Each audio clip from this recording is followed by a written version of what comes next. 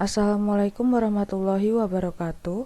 Perkenalkan, nama saya Indah Wafik Aziza dengan NIM 2102090773 dari kelas 21A2.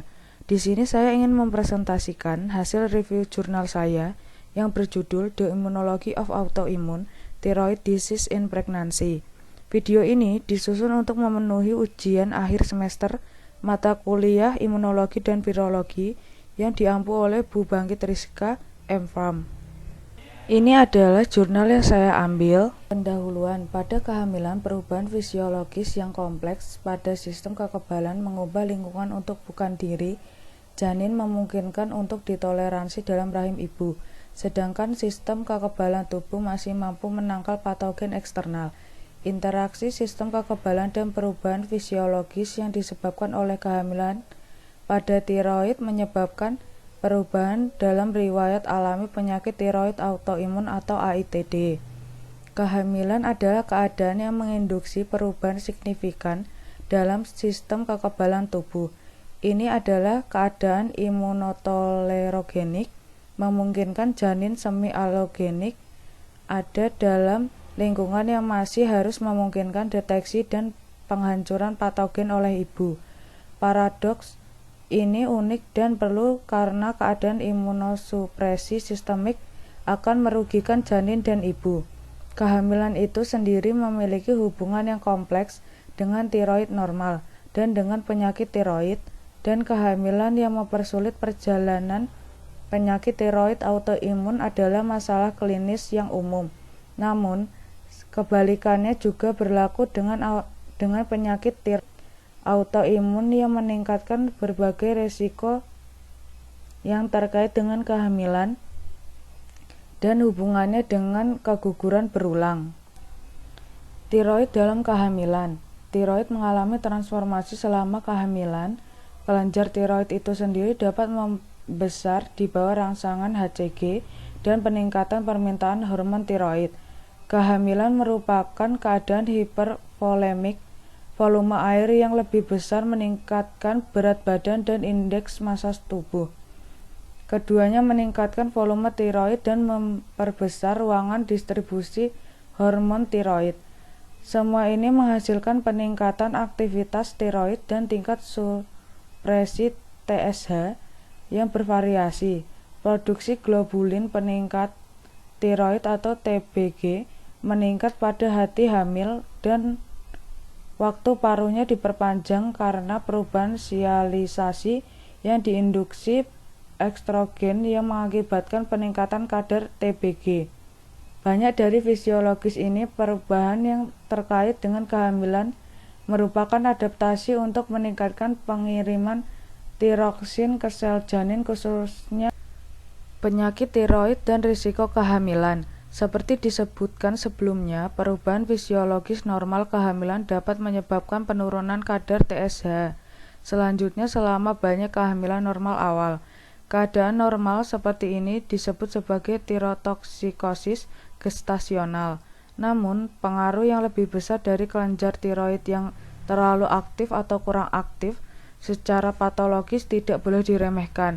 Hormon tiroid mengubah beberapa aspek reproduksi secara langsung melalui dampaknya pada sekresi globulin, peningkatan hormon seks, prolaktin, dan GnRH. Interaksi hormon tiroid, autoimunitas, dan perubahan fisiologis kehamilan secara signifikan memengaruhi risiko kehamilan mulai dari keguguran dini hingga perkembangan infantilitas. Oleh karena itu, banyak resiko kehamilan yang meningkatkan akibat kelenjar tiroid yang terlalu aktif atau kurang aktif terlepas dari perubahan penyakit tiroid dan infertilitas. Infertilitas didefinisikan sebagai ketidakmampuan mutlak untuk hamil setelah kurang lebih 1 tahun melakukan hubungan seksual secara teratur tanpa kontrasepsi.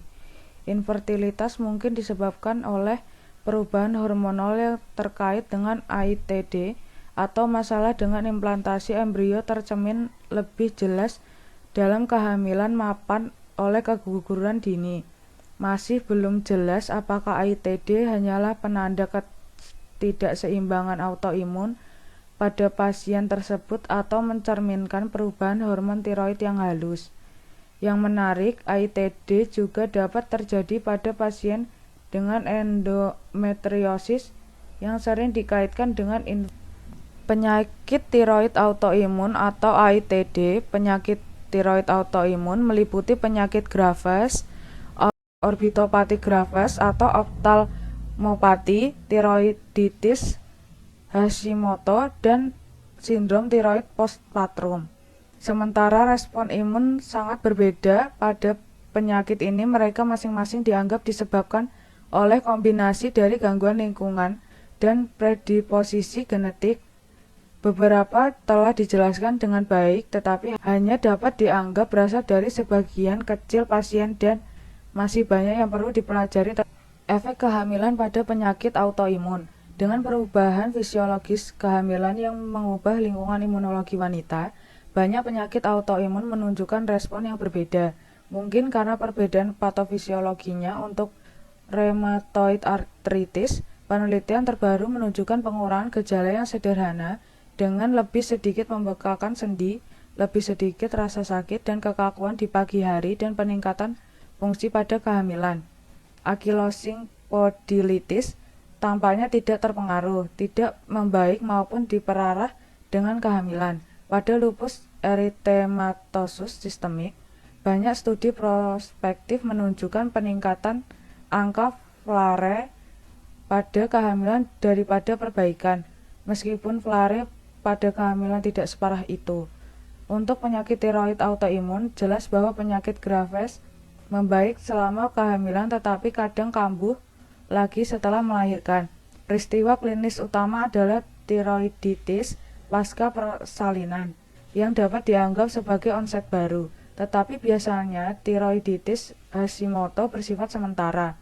Namun, tiroiditis Hashimoto yang sudah mapan dapat memburuk pada postpartum yang dibuktikan dengan kebutuhan untuk meningkatkan asupan.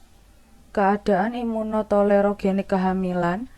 Keadaan imunotolerogenik kehamilan paradoks dijelaskan oleh Medawar menggunakan 3 hipotesis. Yang pertama, pemisahan anatomi janin dari ibu. Yang kedua, ketidakdewasaan antigenik janin. Yang ketiga, kelambanan atau kelambanan ibu.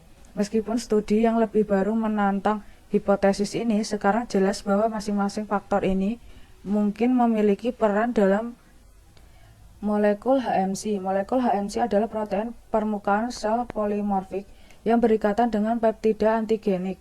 Mereka diekspresikan secara luas terutama di daerah inflamasi yang khas dari penyakit autoimun. Protein ini dibagi menjadi molekul HMC kelas 1 dan HMC kelas 2 yang masing-masing berinteraksi dengan sel CD8+ dan CD4+. Pada manusia, mereka disebut sebagai antigen leukosit manusia atau HLA dan berasal dari wilayah gen yang sangat kompleks pada kromosom. Semua penyakit autoimun telah menunjukkan hubungan genetik dengan lokus gen HLA yang dimanifestasikan oleh prevalensi alel HLA tertentu pada populasi pasien. Ekspresi HLA-G juga dapat ditemukan pada epitel timus sel, kornea, dan matriks hidung yang juga dianggap sebagai tempat istimewa secara imunologis. Ini dapat diinduksi pada tipe sel lain selama proses patologis termasuk kanker, gangguan inflamasi, infeksi, dan allotransplantasi, dan diperkirakan memberikan resistensi terhadap limfosit T. Sel T memainkan peran penting dalam respon imun pada kehamilan. Meskipun penelitian sel T CD4+ pada kehamilan telah menunjukkan perubahan yang sangat sederhana dalam jumlah absolut, rasio TH1 atau TH2 telah diusulkan untuk menunjukkan keberhasilan kehamilan sebagai fenomena TH2. Dengan kemungkinan TH2 menurunkan regulasi respon TH1. Oleh karena itu, rasio TH1 atau TH2 rendah pada kehamilan tetapi tetap tinggi pada endometrium proliferasi. Variasi rasio sel-sel ini telah digunakan untuk menjelaskan berbagai fenotipe penyakit autoimun yang berhubungan dengan kehamilan. Namun, dikotomi TH1 atau TH2 ini tidak dapat menjelaskan banyaknya respon imun pada kehamilan. Di antaranya, fakta bahwa beberapa sitoksin TH1 diperlukan dalam beberapa Sel T regulasi. Subset ketiga dari sel T CD4+ T regulasi telah terlibat dalam pengaturan toleransi dan telah membantu menjelaskan beberapa masalah dengan hipotesis rasio TH1 atau TH2. Mekanisme kerja bagaimana sel T regulasi mampu mengatur toleransi imun masih didefinisikan, tetapi tampaknya mampu menekan proliferasi dan sitokin. Sel T regulasi juga mampu menghambat pematangan dan fungsi sel penyaji antigen. Sel TH17. Sel TH17 adalah subset efektor unik yang berbagi garis keturunan yang sama dengan TH1 dan TH2, dan yang baru-baru ini diakui memiliki peran penting dalam regulasi imun, patogenesis imun, dan pertahanan inang. Beberapa penelitian telah menunjukkan peningkatan sel TH17 dalam darah dan DESI2 pada pasien aborsi spontan berulang yang tidak dapat dijelaskan. Sementara tingkat sel TH17 yang bersirkulasi dan DESI2 dalam kehamilan yang sehat stabil.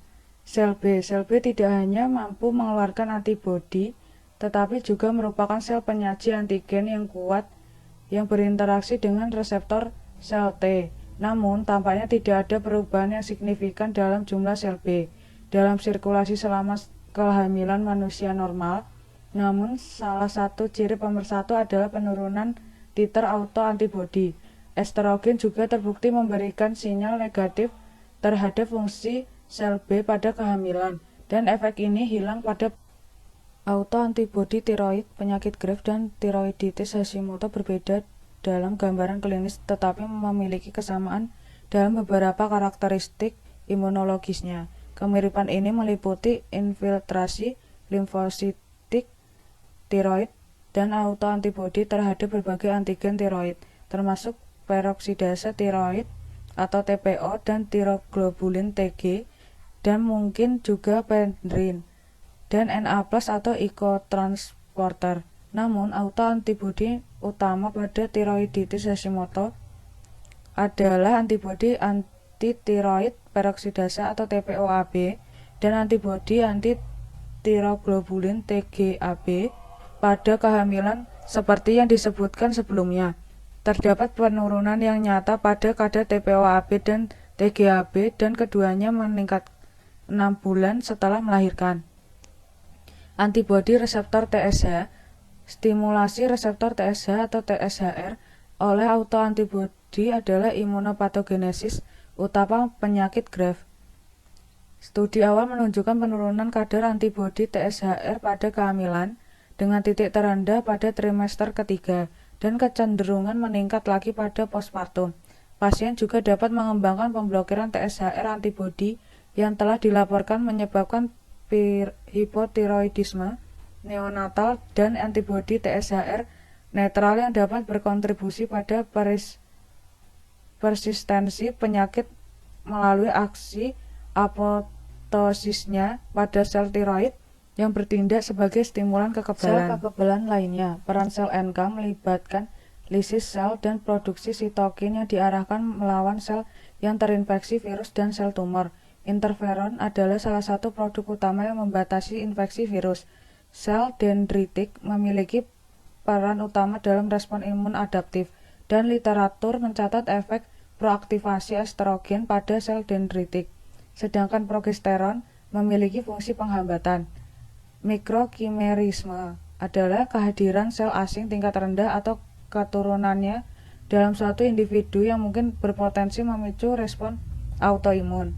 Biasanya hal ini terjadi hanya pada wanita setelah hamil, meskipun dapat juga terjadi setelah menerima transplantasi atau transfusi. Perdagangan sel dua arah antara kembar dalam kandungan juga telah didemonstrasikan. Peran hormon seks dalam kekebalan. Wanita 7 kali lebih mungkin mengembangkan penyakit tiroid autoimun dibandingkan pria. Presentasi limfosit T lebih rendah pada pria. Di sisi lain, estrogen mengurangi stroma sumsum tulang, menghasilkan waktu pengembangan yang lebih cepat untuk limfosit B, dan juga merangsang limfopoiesis ekstrasumsum yang mungkin bersifat pro-autoimun karena sel dapat menghindari proses penghapusan selama pengembangan. wanita memiliki kadar IgG dan IgM plasma dasar yang lebih besar. Estrogen meningkatkan deaminase yang diinduksi aktivasi atau AID yang mendeaminasi sitokin di lokus imunoglobulin yang memulai hipermutasi somatik. Keguguran dan kelahiran prematur. Studi Stagnaro Green di New York dan dikonfirmasi oleh Gleneur di Belgia dan dalam beberapa penelitian berikutnya telah menunjukkan peningkatan tingkat keguguran pada wanita yang positif autoantibodi tiroid, dan wanita tersebut juga lebih mungkin untuk melahirkan lebih awal. Kemungkinan penyebab peningkatan keguguran pada wanita positif autoantibodi tiroid diadaptasi dari 1. Adanya tingkat hipotiroidisme yang halus. Yang kedua, ada ketidakseimbangan autoimun pada wanita yang hanya direfleksikan oleh autoantibodi tiroid. Yang ketiga, autoantibodi tiroid dapat bekerja langsung pada plasenta atau ovum yang telah dibuahi menyebabkan penolakan. 4. Wanita dengan autoimunitas tiroid dan subfertilitas pada hamil dapat hamil pada usia yang lebih tua dengan peningkatan resiko. Kesimpulan, kehamilan merupakan keadaan imunotoleransi dengan kemampuan menangkal patogen secara terus-menerus. Lingkungan unik dalam kehamilan memungkinkan kita untuk memeriksa berbagai peran sel efektor kekebalan yang berbeda dalam menghasilkan keadaan toleran. Kekebalan paradoks ini dari perubahan fungsi tiroid. Ekstrapolasi informasi untuk penyakit tiroid autoimun membantu menjelaskan banyak situasi klinis yang kita temui dan berpotensi meningkatkan pengelolaan penggunaan umum ini. Ini saya ambil dari jurnal. Sekian presentasi dari saya, kurang lebihnya saya mohon maaf. Wassalamualaikum warahmatullahi wabarakatuh.